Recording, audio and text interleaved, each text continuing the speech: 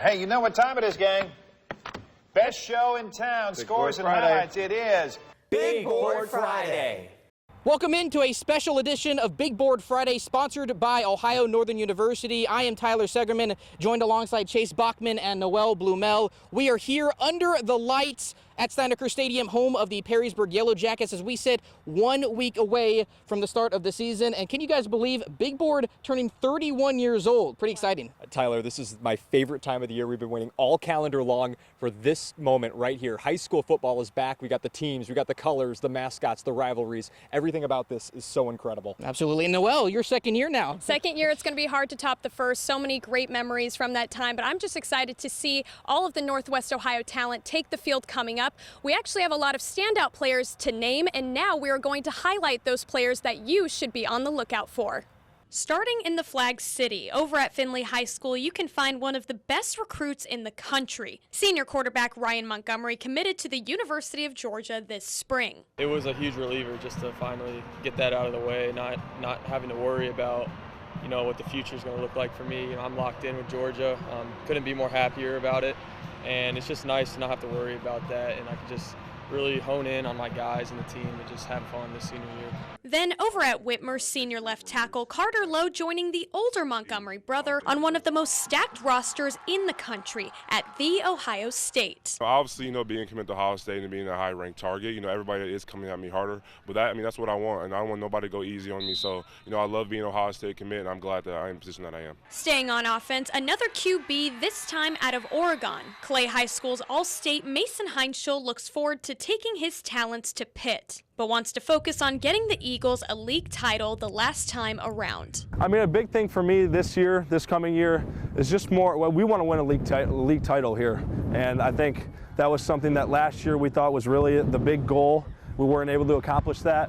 All the accolades, all that kind of stuff, that doesn't really mean anything to me anymore. I've set myself up, and I'm able to play at the next level, but I'm more worried about winning league titles this year, and that's definitely the big goal for us as a unit. Now to the Catholic League powerhouse Central Catholic's Victor Singleton, already drawing looks. The junior corner was an all-Catholic high school league player and has received over 15 D1 offers. Then just recently, a Wildcat turned Golden Flash. Napoleon's Trey Rubenstein will be taking his talents as defensive back to Kent State. And staying in the MAC and local, Liberty Benton's star wide receiver Seth Elkert will be joining the Rockets at Toledo. And lastly, a pair of Perkins players going D1 and committed on the same day. Braylon Collier joining the Big Ten at Michigan State, and Mikey Young, the soon-to-be Ivy League student athlete, will be playing at Harvard. I was kind of set on Harvard. I initially had a date later, but I decided to move it up. Come to find out, when I moved it up, I look on Twitter, I see June 7th, I think he's committing. It's awesome, he's a star, he's an amazing player, I've been blessed to go through this journey with him. Even making it D1, this is stuff we talked about freshman year, and to see it come to light is really just something special, and it's amazing. So, I wanted to keep it a little on the low, keep it a mystery, but it was definitely exciting for sure. Should be an exciting season with all those players to look forward to, and also the players out there that we did not mention. Can imagine there'll be some new faces breaking through this season as well. It's impressive how much talent we have here in Northwest Ohio. And speaking of, Central Catholic returns and reloads, it seems, every year. Get this, they lost 11 All-State players from a year ago, and still they are picked to win the Catholic High School League. Credit that begins and ends with head coach Greg Dempsey, who enters his 25th season as leader of the Irish. They'll once again play in the CHSL Central Division alongside St. John's, who is predicted to finish 5th out of 6 teams. One new element to that league this year is St. Francis. They now move down to the AA division, which possesses 4 teams. Central Catholic, though, is the team to keep an eye on. Not only are there bragging rights between Ohio and Michigan now, but they also won a league title in year number 1. So now they are defending crowns in both states this fall. Crazy to think about. It's winning the day. We don't worry about making the playoffs, winning state titles, anything like that. We want to win the day. We want to get better every single day. It's that process, which can be very tedious at some times, but we got to keep working through it, keep pushing, and just getting better. This is all they know. It's hard work, busting their butts every single day. We just want to win, go week by week. Hopefully we get the three-peat. Hopefully that's the goal. But the main goal is to win and play together as a team. All right, now we're going to take a look at the Northern Lakes League, which is, again, one of the most competitive conferences in Northwest Ohio. Last year was the first with divisions, and the larger Buckeye division was a gauntlet. Whitmer, Findlay, Anthony Wayne all tied for first place in the division, all went 4-1. Perrysburg was one of the best teams in Northwest Ohio last year, and they went 2-3 in that division and actually beat Whitmer in the playoffs. But here's the really interesting part. All four of the top teams in the division return their quarterbacks for their senior seasons. Perrysburg has Josh Tackett, Whitmer has Brady Ford, Anthony Wayne has Grant Kinney, and Findlay has Ryan Montgomery. It's probably a cop-out to say all four of these teams could win, but they all could. Meanwhile, in the Cardinal division, the Southview Cougars ran through everybody, finishing a perfect 4-0 and earned the program's first league title since 2011. Clay and Napoleon both gave Southview all they could last year, and they'll be the two programs to watch this year for the Cardinal division title.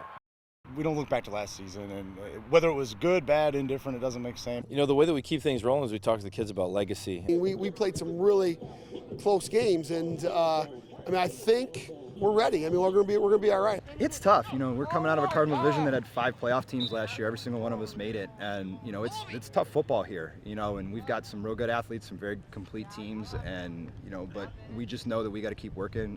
And Tyler, 9 out of 11 teams in the Northern Lakes League Conference made the playoffs last year. So there's a chance there's a team who doesn't do so well in the conference season could make a deep playoff run. Yeah, I wouldn't be shocked if 9 more teams make it this year with how good these teams are. We mentioned obviously the Buckeye division obviously gets the highlighted, but the Cardinal division should be very competitive this year as well. Absolutely. All 5 teams last year made the playoffs, so it's going to be really fun to watch. Absolutely, and they're just fun to be around, right? They're fun to be around because this conference brings the entire student section together, one of the loudest, most anticipated every single year, and great establishing shots that we get for our highlights every single time. But it is now time for our first break, and when we come back, we'll look at the rest of our area leagues and conferences, as well as a recap from 2023 and sound from the Anthony Wayne Band. So stick around as our Big Board special continues. Welcome back into Big Board Friday. It's hard for me to fathom, but as a team, we're now entering our 2nd year together. So many great memories made in 2023. Any that stick out to you, Noel? For me personally, it was my first season ever really working a job like this. And so when I think of it, Northwest Ohio, it was the football atmosphere was really introduced to me. But also, can't forget Southeast Michigan. My first game was for the Whiteford Bobcats. And, you know, how could you not forget, you know, walking through the forest up to that field? It really was the best scene setter for high school football. And you weren't scared either to walk into it. No, I like a little spook. It felt good and got me ready to shoot the game, and it was great. Absolutely. What about you, Chase? Oh, Noel, you were talking about those establisher shots that we get. This is one of my favorite parts of the entire process. When you walk into the stadium, you see all those people, and you got that huge student section. They're all there. This is a huge deal for them, and they always want to do something fun on camera. So when you go over there and you say, hey, can I get a shot of you guys? They always are doing something creative. So that's maybe my favorite part of it. Absolutely, and we expect all of you guys at home to be doing that again this year. Now, speaking of you guys at home, we have compiled some of the best moments and memories from last season, pivotal plays, spectacular finishes, incredible stories.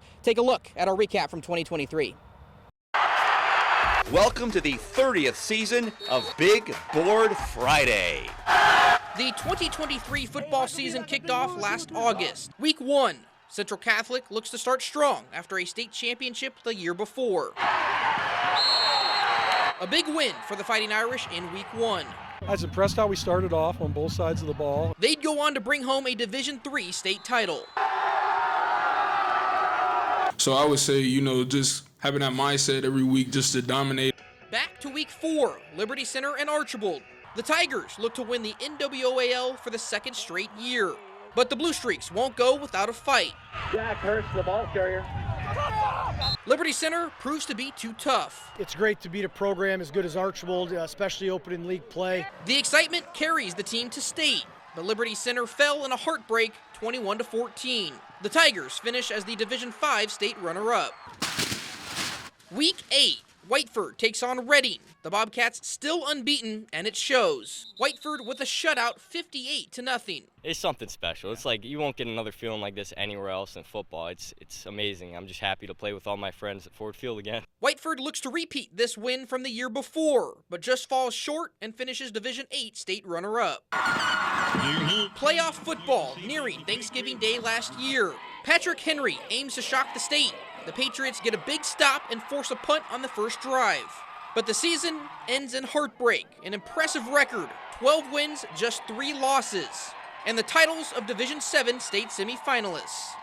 And now looking ahead to this season, the Northern Buckeye Conference is as competitive as they come, with 4 different champions in the last 6 years. The Oak Harbor Rockets will be tasked with defending the crown. They didn't need much of a tune-up as they finished undefeated in the NBC after coming over from the Sandusky Bay Conference. In fact, they were 12-0 before matching up with powerhouse Liberty Center in the Division 5 regional semifinals. Of course, you can't talk about this conference without mentioning Eastwood. The Eagles are always in line to chase some hardware. And with 8 teams in this conference, there's always drama that builds up, which makes things exciting. Really excited about the upcoming season. We have a really good group of seniors back. They've played a lot of football.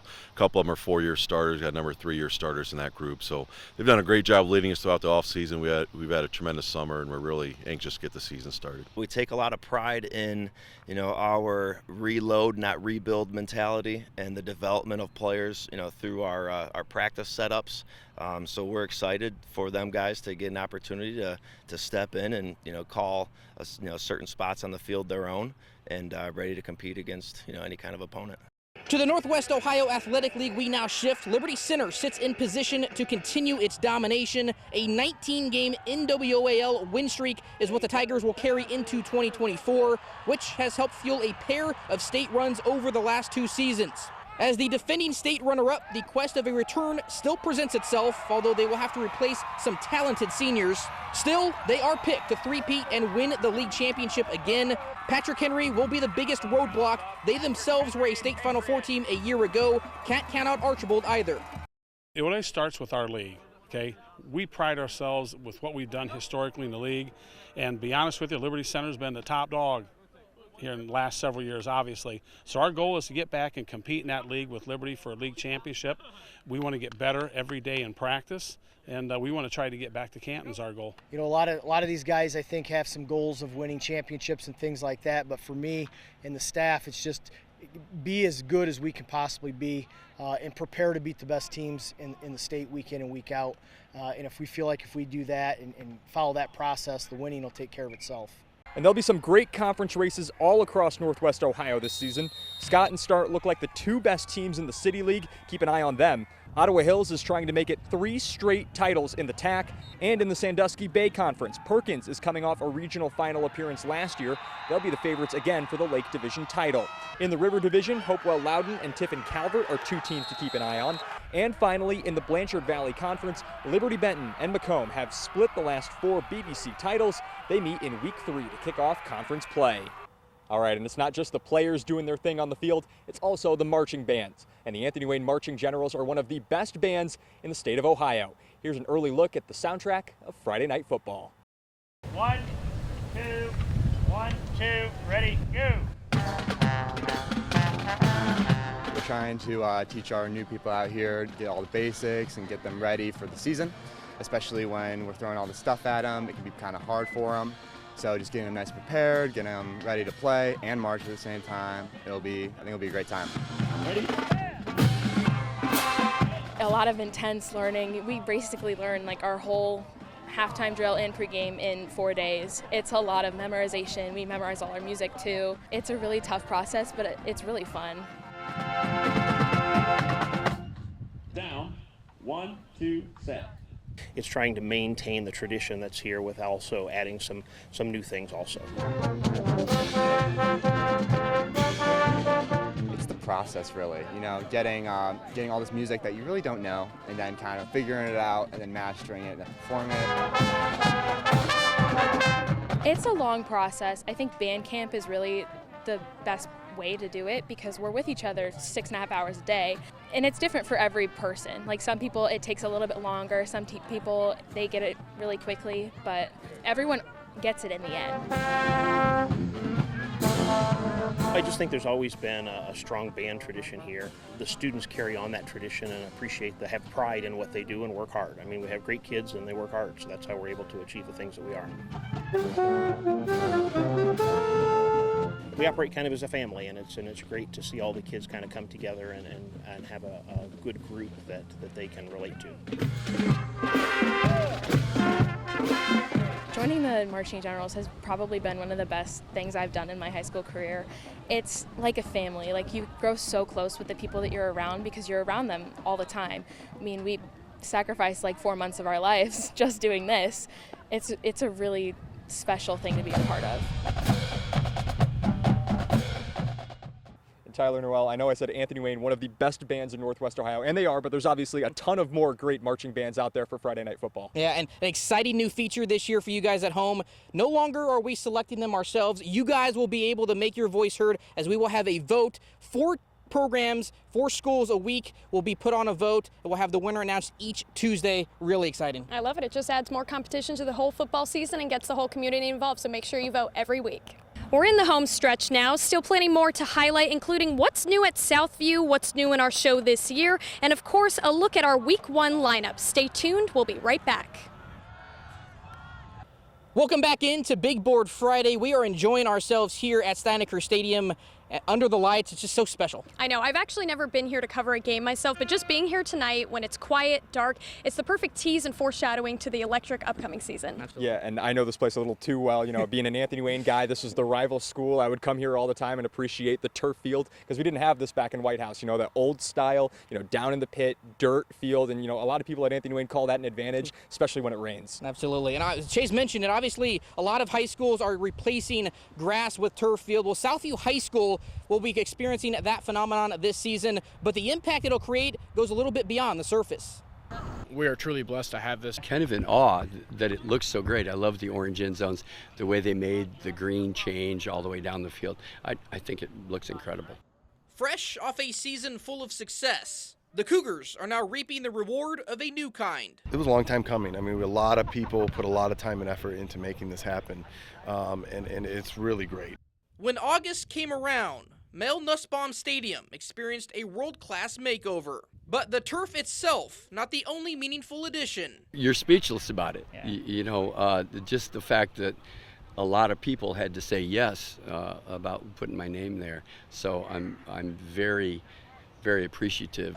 Nice, nice. On the north side reads Jim Mazey's Field in honor of Southview's longtime head coach. While they were putting the name on the physical field, we were out here practicing. And so he didn't really know what was going on, but you could see it rolling out and his name out. And so that was really special for him. Recognition that will shine bright under the lights this fall. And his presence, not just seen in letters. Turn your head. There it is. But still felt among the team. It was very cool. I think no other man deserves it more than him. He's put so much effort and work into this, countless years of like building up this program. So many kids and assistant coaches did a great job and really put in effort, and blood, sweat, and tears for lots of years, and that's how my name got there, because of their efforts. And as we get closer to Week 1 of Big Board Friday, now's the time to share the fact we have a couple of new features for our show this fall. First being a fan challenge. WTOL 11 is looking for the best high school spirit in the area. We have every team on our website. All you have to do is click the link and vote for your program. The top 16 will then be put in a bracket and battle for the title of champion. Could even be some prizes to go along with that.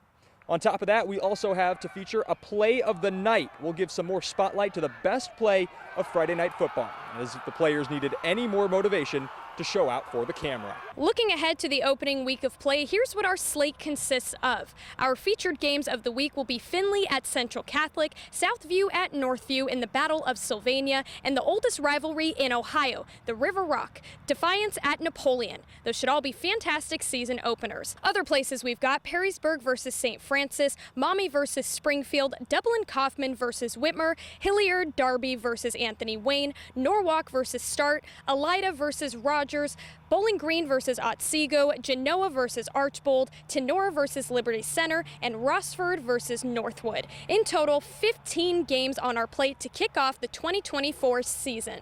And after what's been a pretty calm summer, just with all of those games listed, it's just getting the excitement ramped up and all of us working hard the rest of this fall. Yeah, I'm really excited to see who's going to be some of the best teams in the area, who's going to make those deep playoff pushes. It's all going to come down to this now, 2024 high school football season. Absolutely.